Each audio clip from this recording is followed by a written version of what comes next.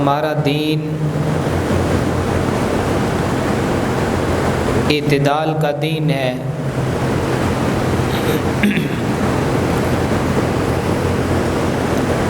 ہمارے دین میں افراط و تفریط نہیں ہے۔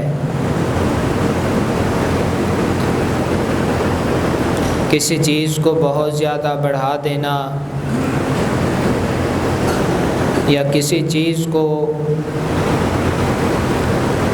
اس کے اصل مقام اور مرتبے سے گرا دینا یہ ہمارے دین کی تعلیمات نہیں ہیں۔ دین ہمیں اعتدال سکھاتا ہے اور ہر چیز کو اس کے اصل مقام پہ رکھنے کا حکم دیتا ہے۔ کسی چیز کو اس کے اصل مقام اور مرتبے سے گرا دینا، ہٹا دینا، بڑھا دینا یا کم کر دینا یہ ظلم ہے، اور ظلم دین اسلام میں بالکل حرام ہے، قطعی طور پہ اس کی گنجائش نہیں ہے۔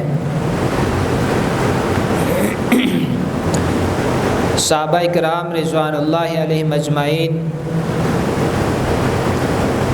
اور اہل بیت کے بارے میں ہماری امت دو گروہوں میں بٹ گئی۔ ایک گروہ نے اہل بیت کا نام لیا، ان کا مقام اور مرتبہ بڑھا دیا، حتیٰ کہ انہوں نے اہل بیت کے بعض افراد کو انبیاء سے بھی بڑھا دیا، بلکہ انبیاء سے بڑھا کر اہل بیت کے بعض افراد کو انہوں نے رب بنا لیا۔ اور ہماری امت کا دوسرا طبقہ، دوسرا گروہ وہ ہے جنہوں نے اہل بیت سے دشمنی کی، اہل بیت کو ان کے اصل مقام سے بھی نیچے گرا دیا، اور جو دین اسلام نے اہل بیت کو حقوق دیے تھے انہوں نے اہل بیت کو وہ حقوق بھی نہیں دیے۔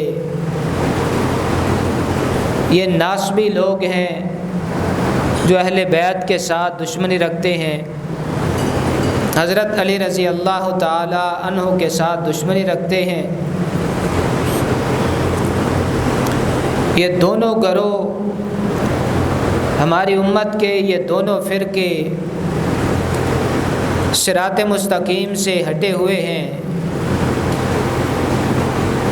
اہل سنت کا موقف، ہمارا موقف بالکل اعتدال والا موقف ہے۔ ہمارا موقف وہ ہے جو قرآن و سنت سے ثابت ہے، جس کی تعلیم اللہ اور اس کے رسول نے ہمیں دی ہے۔ ہم نہ اہل بیت کو ان کے اصل مقام سے اونچا لے جاتے ہیں، ان کو رب اور انبیاء سے افضل بناتے ہیں، نہ اہل بیت کو ان کے اصل مقام اور مرتبے سے نیچے گراتے ہیں۔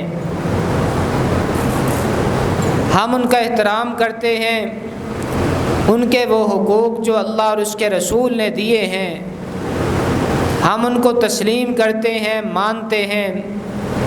ان کے جو فضائل ہیں، مقام اور مرتبہ ہے، ان کی شان، عزت اور رفعت ہے، ہم اس کو بھی مانتے ہیں، ان کا اقرار کرتے ہیں اور دل و جان سے ان کو تسلیم کرتے ہیں۔ اور اہل بیت کے ساتھ صحابہ کرام کا بھی مقام اور مرتبہ، ان کی شان کو تسلیم کرتے ہیں۔ صحابہ کرام کے بارے میں جو قرآن مجید نے کہا ہم اس کو بھی مانتے ہیں۔ جو اللہ کے رسول صلی اللہ علیہ وسلم نے صحابہ کرام کا مقام اور مرتبہ بیان کیا، ہم اس کو بھی دل و جان سے مانتے ہیں، تسلیم کرتے ہیں، صحابہ کا احترام کرتے ہیں، ان کی قدر کرتے ہیں، اور ہم یہ سمجھتے ہیں کہ دین اسلام جو ہم تک پہنچا ہے یہ صحابہ کرام کی قربانیوں سے پہنچا ہے۔ یہ اعتدال والا راستہ وہ راستہ ہے جو قرآن و سنہ نے بیان کیا، اللہ اور اس کے رسول نے ہمارے سامنے رکھا۔ ہم ان لوگوں کا ساتھ بھی نہیں دیتے جو اہل بیت کا نام لے کے صحابہ سے دشمنی رکھتے ہیں، ہم ان لوگوں کا ساتھ بھی نہیں دیتے جو صحابہ کرام کا نام لے کے اہل بیت سے دشمنی رکھتے ہیں۔ ہمارا دونوں گروہوں کے ساتھ کوئی تعلق نہیں ہے۔ یہ سابقہ خطبے کا خلاصہ ہے جو 2 منٹ میں نے آپ کے سامنے رکھا۔ آج کے مختصر وقت میں ایک بڑی اہم بات کہ بعض لوگ اہل بیت کو لیے پھرتے ہیں، بعض لوگ صحابہ کرام کو لیے پھرتے ہیں، بعض لوگ صحابہ کا نام لے کے اہل بیت کو برا کہتے ہیں، اور بعض لوگ اہل بیت کو لے کے صحابہ کرام کو برا کہتے ہیں۔ حالانکہ اگر قرآن و سنت کو دیکھا جائے اور تاریخی صحیح روایات کو دیکھا جائے تو صحابہ کرام اور اہل بیت میں تو کوئی ایسی بات ہی نہیں تھی، ان کی تو آپس میں دشمنی نہیں تھی، ان کی تو آپس میں نفرت ہی نہیں تھی۔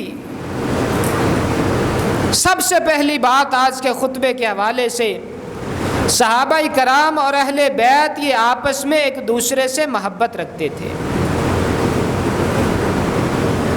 ایک دوسرے کی قدر کرتے تھے، اور دلوں میں ایک دوسرے کا احترام کرتے تھے۔ اور آج کے خطبے کی دوسری اور آخری بات کہ نہ صرف صحابہ کرام اور اہل بیت آپس میں محبت رکھتے تھے بلکہ ان کی آپس میں قریبی اور گہری رشتہ داریاں بھی تھیں۔ اور جہاں نفرت ہو، جہاں دشمنی ہو، جہاں بغض ہو، عداوت ہو، وہاں رشتہ داریاں تو نہیں ہوتی، وہاں بندہ رشتہ داری قائم نہیں کرتا جن کے ساتھ دشمنی ہوتی ہے۔ اور اہل بیت نے تو صحابہ کرام سے رشتہ داریاں قائم کی، اور صحابہ کرام نے اہل بیت سے رشتہ داریاں قائم کی، جو دلیل ہے کہ صحابہ کرام اور اہل بیت میں آپس میں کوئی نفرت، کوئی دشمنی، کوئی عداوت، کوئی بغض نہیں تھا۔ یہ عارضی طور پہ چپکلش ہو جانا، عارضی طور پہ غلط فہمی کا پیدا ہو جانا، اس کو بنیاد بنا کے یہ کہنا کہ ان کی آپس میں دشمنی تھی، یہ قطعی طور پہ غلط ہے۔ ایسا ہوا کیوں ہے؟ ایک تو عارضی طور پہ غلط فہمیوں کا پیدا ہو جانا، بعض دشمن عناصر کا دونوں گروہوں کو آپس میں لڑا دینا، ایک تو یہ سبب ہے۔ وہ عارضی دشمنی کہہ لیں یا عارضی طور پہ جھگڑا کہہ لیں، عارضی تھا، وہ ختم ہو گیا۔ اس کے بعد بھی رشتہ داریاں، اس کے بعد بھی پیار اور محبت صحابہ اور اہل بیت میں جاری رہا۔ اور دوسری بڑی وجہ، ہر اہل علم یہ بات اپنے ذہن میں رکھے کہ یہ کیا ہے اور کیوں ہے، یہ گروپ کیوں ہیں، صحابہ کرام اور اہل بیت کا نام لینے والے الگ الگ کیوں ہیں، حالانکہ وہ تو آپس میں اکٹھے تھے۔ 2 بنیادی وجوہات میں نے آپ کے سامنے رکھی، ایک عارضی جھگڑا، غلط فہمیاں، اور دوسری وجہ غلط تاریخی روایات ہیں۔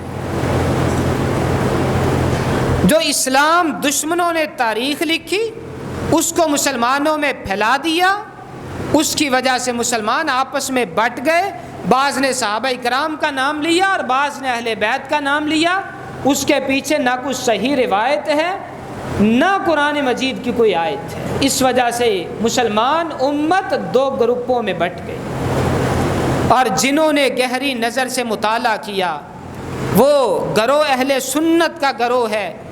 ہماری امت کے محدثین، فقہا، اور اہل علم، مفسرین، شارحین حدیث، قرآن و سنت کا صحیح فہم رکھنے والے وہ گروہ ہے جنہوں نے صراط مستقیم کو قبول کیا، اعتدال کا راستہ لیا، غلط روایات کو چھوڑ دیا، اور جو صحابہ کرام اور اہل بیت کی آپس میں عارضی لڑائی اور جھگڑا تھا اس کو صحیح طریقے سے سمجھا اور اس کو صحیح طریقے سے، صحیح نظر سے اس کو دیکھا، وہ اہل سنت کا گروہ۔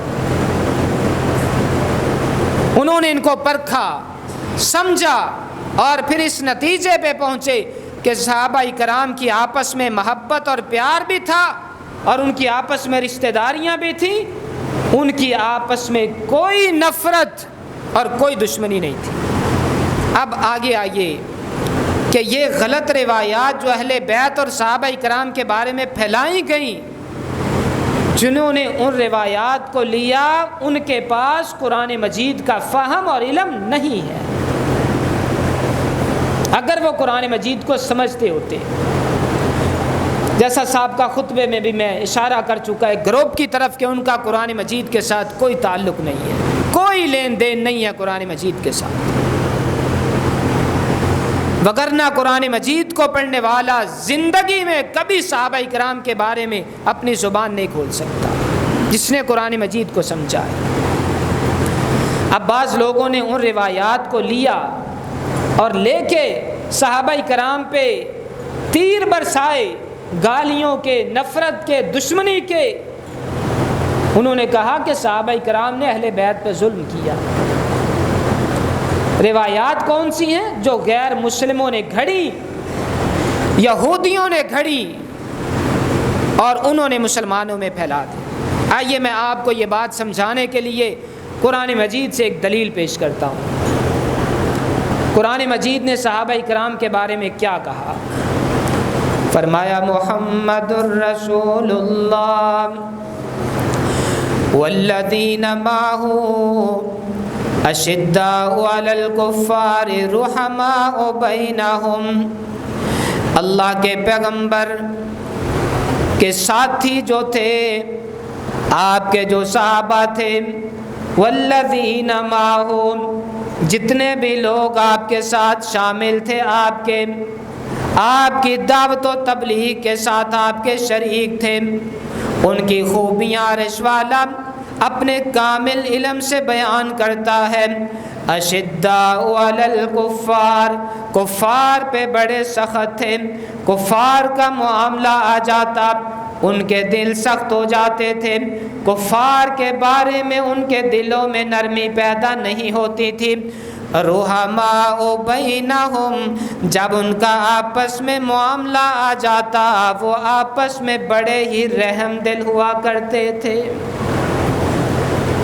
یہ قرآن مجید نے ان کی خوبی بیان کی ہے کہ آپس میں وہ مہربان تھے، رحم دل تھے۔ اب جو بندہ کسی ایسی روایت کو لیتا ہے جو صریح اس آیت کے خلاف ہے اور وہ کہتا ہے نہیں وہ آپس میں دشمن تھے، سارے صحابہ ہیں نا، اہل بیت بھی صحابہ ہی ہیں،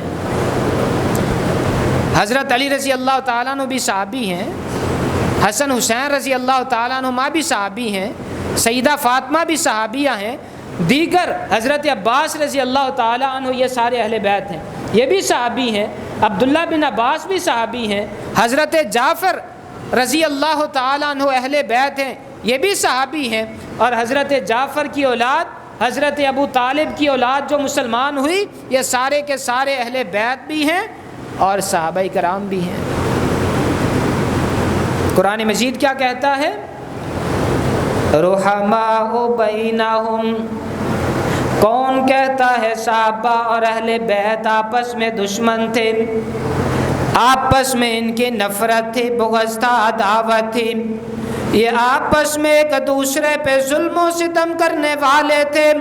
کون سی روایات کو لے کے وہ پھرتا ہے، کون سی باتوں کو لے کے وہ پھرتا ہے، کون سے جھگڑوں کو لے کے وہ پھرتا ہے؟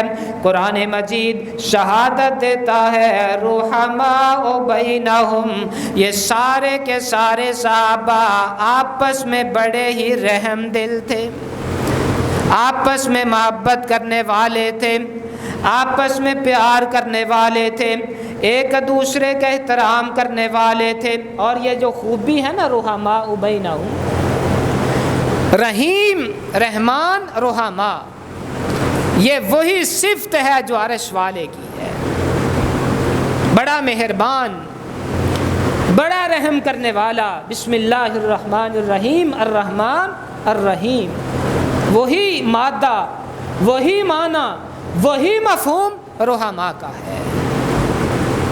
جیسے عرش والا مہربان ہے، رحم کرنے والا ہے، ایسے ہی صحابہ کرام بھی آپس میں ایک دوسرے پہ مہربان ہیں اور رحم کرنے والے ہیں۔ یہ قرآن مجید کی دلیل ہے۔ اس کے مقابلے میں اس گمراہ فرقے کی وہ روایات جن کا خلاصہ یہ ہے کہ یہ آپس میں ظلم کرتے تھے ایک دوسرے پہ، کس کو لینا چاہیے؟ قرآنی آیت کو لینا چاہیے یا ان من گھڑت روایات کو لینا چاہیے؟ ان دونوں میں سے صحیح کیا ہے؟ قرآن صحیح کہہ رہا ہے یا شیعہ کی بنائی ہوئی روایات صحیح ہیں، یہودیوں کی من گھڑت روایات صحیح ہیں؟ آپ کا کیا عقیدہ ہے؟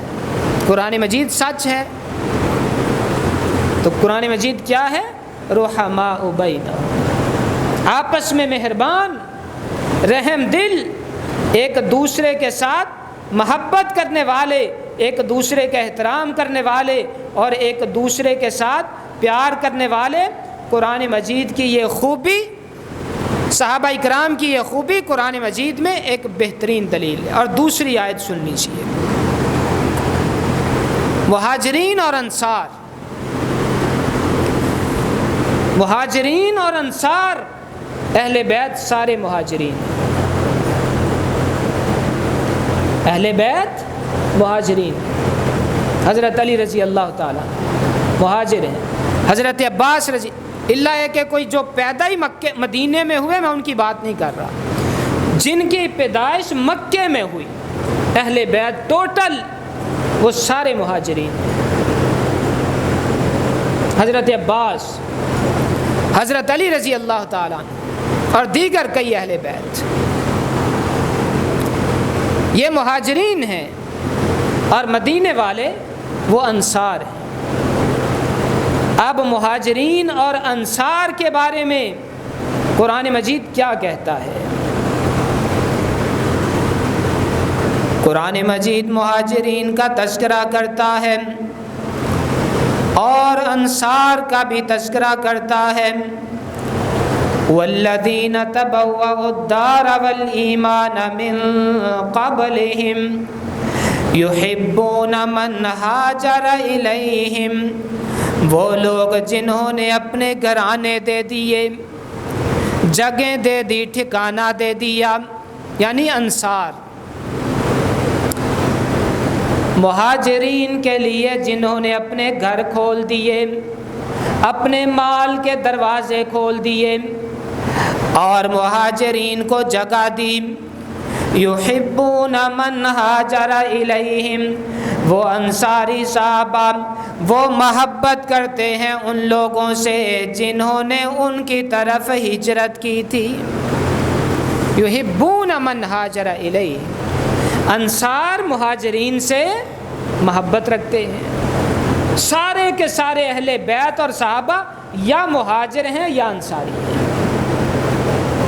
آپس میں محبت رکھتے ہیں، اور قرآن مجید شہادت دے رہا ہے وَلَا يَجِدُونَ فِي صُدُورِهِمْ حَاجَةً مِّمَّا أُوتُوا، انصاری صحابہ نے مہاجرین کو جو کچھ بھی دے دیا، زمینیں دے دی، حتیٰ کہ بعض انصاری صحابہ کے بارے میں یہ بات بھی ملتی ہے کہ اگر کسی کی 2 بیویاں تھیں، اس نے مہاجر کو کہا، جو مواخات مدینہ قائم ہوئی تھی، اللہ کے رسول نے مواخات قائم کی تھی، مواخات مدینہ کے نام سے جو معروف ہے، اپنے مہاجر بھائی کو کہا میری 2 بیویاں ہیں، میں ایک کو طلاق دیتا ہوں، تم اس سے شادی کر۔ اس سے بڑھ کر محبت کی مثال کون سی ہو سکتی؟ اس سے بڑھ کر بندہ آگے کیا جا سکتا ہے دوسرے کے لیے؟ اپنی بیوی کو دوسرے کے لیے طلاق دے رہا ہے۔ اتنی محبت، اتنا پیار، مال بانٹ دیا، مال میں سے مہاجرین کو حصہ دے دیا، گھر میں سے حصہ دے دیا۔ اور قرآن مجید اس کی شہادت دیتا ہے کہ یہ کیسے دیا، اور انصاری صحابہ نے مہاجرین کے ساتھ کیسے مدد کی۔ وَيُؤْثِرُونَ عَلَىٰ أَنفُسِهِمْ وَلَوْ كَانَ بِهِمْ خَصَاصَةٌ، انصاری صحابہ کو اگر خود اپنے لیے بھی چیز کی ضرورت ہوتی وہ اپنی ضرورت کو پیچھے کر دیتے، مہاجرین کی ضرورت کو آگے کر کے ان کو ترجیح دیتے، ان کو دے دیا کرتے تھے۔ خود ضرورت ہے لیکن اگلے کو دیتے، آپس میں پیار اور محبت۔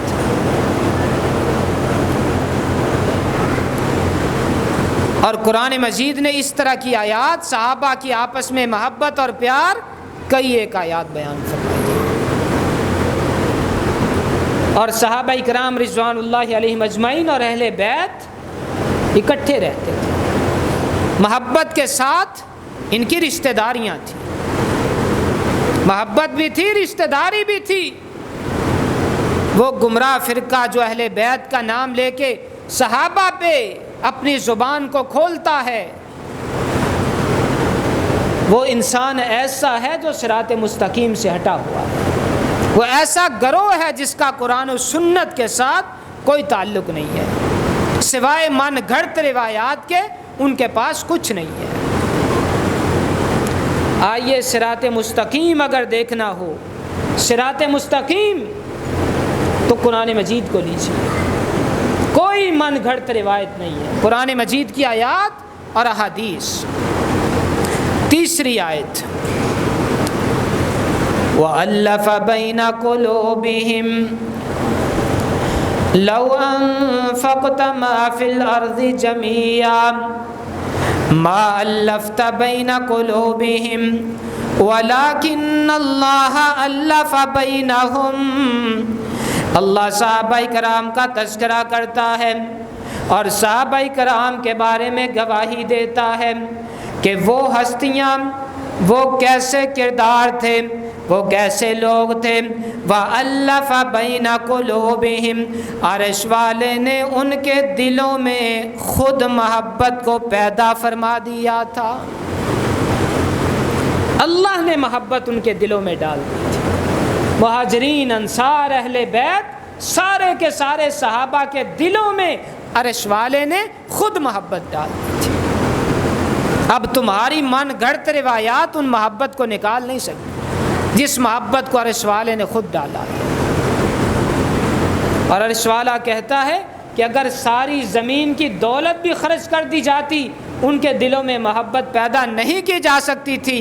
یہ اللہ کا احسان ہے کہ اللہ نے ان کے دلوں میں محبت کو پیدا کر دیا، اللہ کا احسان۔ اب آ جائیے وہ روایات جو سند کے اعتبار سے ثابت شدہ ہیں اور صحیح روایات جو اہل سنت کا موقف ہیں۔ بخاری شریف کی روایات، من گھڑت نہیں، گمراہ فرقے کی کتابوں کی روایات نہیں، اس کتاب کی روایات جس کتاب کو ایک فرقے کے سوا پوری امت قرآن کے بعد مانتی، پوری امت۔ میں نے سابقہ خطبے میں بھی کچھ باتیں آپ سے عرض کی تھی کہ اس گمراہ فرقے کا اور باقی امت مسلمہ کا فرق کیا ہے۔ اس میں ایک فرق یہ بھی ہے، اہل حدیث ہوں، اہل سنت ہوں، بریلوی، دیوبند ہوں، ان کے علاوہ سنیے ذرا فرقوں کے نام سنیے، مالکی ہوں، شافعی ہوں، حنبلی ہوں، ان کے علاوہ حنفی ہوں، جتنے بھی فرقے مسلمانوں کے اس روئے زمین پہ موجود ہیں، سب قرآن مجید کے بعد بخاری شریف کا بلند مقام مانتے ہیں، جتنے فرقوں کا میں نے نام لیا، سوائے ایک گمراہ فرقے کے، سوائے ایک گمراہ فرقے کے۔ اپنے دل کی آنکھیں کھول کے میری بات کو نوٹ کیجئے، یہ بات کہیں غلط نہیں ہے، اس پہ غور کیجئے۔ مسلمانوں کے پورے فرقے، گروہ، طبقات، ائمہ، محدثین، شارحین کہتے ہیں قرآن مجید کے بعد سب سے بلند مقام بخاری کا ہے، بخاری شریف کا ہے۔ صرف ایک نام نہاد طبقہ ہے جس کو آپ جانتے ہیں، جس کو آپ جانتے ہیں، کالے، اندر سے بھی کالے، باہر سے بھی کالے، یہ کالے نہیں مانتے، یہ بخاری کی روایات کو نہیں مانتے۔ کالوں کے علاوہ ہر بندہ بخاری کی روایات کو مانتا نہیں بھی تو کم از کم یہ ضرور کہتا ہے کہ صحیح روایات ہے۔ بعض لوگ تقلید کی وجہ سے ان روایات کو پیچھے کر دیتے، لیکن بخاری کو وہ بھی مانتے ہیں۔ بخاری شریف کی روایت سن لیجیے، صحابہ اکرام اور اہل بیت کے بارے میں، ان کی محبت کے بارے میں بخاری شریف کی روایت۔ خلیفہ اول سیدنا ابو بکر صدیق رضی اللہ تعالی عنہ، ایک روایت کو سن لیجیے، ایک روایت کو، دوسرا مسئلہ خود حل ہو جائے گا کہ سیدنا ابو بکر صدیق رضی اللہ تعالی عنہ نے سیدہ فاطمہ کو وہ باغ فدق دیا تھا یا ظلم کیا تھا؟ نہیں دیا تھا، ظلم کیا تھا یا صحیح کیا تھا؟ وہ مسئلہ اس روایت سے خود سمجھ آئے۔ شیعہ، میں کھل کے کہتا ہوں، شیعہ سب سے بڑھ کے سیدنا ابو بکر صدیق رضی اللہ تعالی عنہ کی طرف جو اشارے کرتے ہیں وہ یہ کرتے ہیں کہ بی بی فاطمہ رضی اللہ تعالی عنہ ابو بکر صدیق رضی اللہ تعالیٰ عنہ کے دربار میں حصہ لینے کے لیے گئی تھی، وراثت انہوں نے وراثت نہیں دی، بی بی ادھر کھڑی رہی، پتہ نہیں کتنے گھنٹوں کا ذکر کرتے ہیں، گھنٹے کھڑی رہی، روتی رہی۔ ابو بکر صدیق رضی اللہ تعالیٰ عنہ نے ظلم کیا، بی بی کو وراثت کا حصہ نہیں دیا۔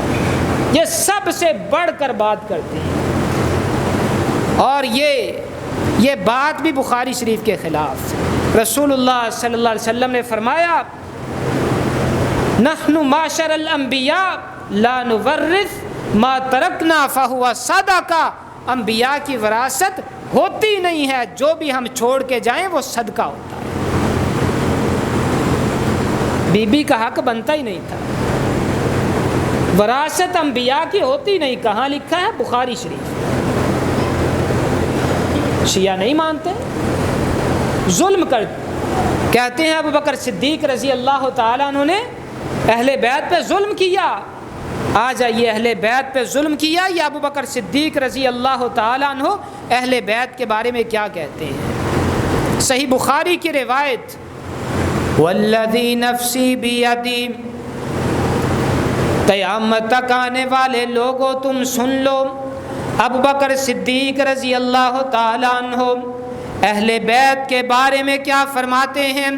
والذی نفسی بیدی، اس ذات کی قسم جس کے ہاتھ میں میری جان ہے، لقرابۃ رسول اللہ صلی اللہ علیہ وسلم، اللہ کے نبی کے جو رشتہ دار ہیں، قریبی ہیں، احب الی من ان اصل من قرابتی، مجھے یہ زیادہ محبوب ہے کہ میں ان کے ساتھ نیکی کروں اور اپنے اہل بیت کو، اپنے رشتہ داروں کو پیچھے چھوڑ دوں۔ ان سے نیکی کرنا، ان سے صلہ رحمی کرنا مجھے اپنے رشتہ داروں سے صلہ رحمی کرنے سے زیادہ محبوب ہے۔ یہ دشمنی ہے، یہ صحابہ کرام کی اور اہل بیت کی آپس میں دشمنی کی دلیل ہے۔ یہ اہل بیت کا موقف، یہ اہل سنت کا موقف ہے، یہ صراط مستقیم ہے، یہ ہمارا نظریہ ہے۔ ان کی آپس میں کوئی دشمنی نہیں تھی، پیار تھا، محبت تھا۔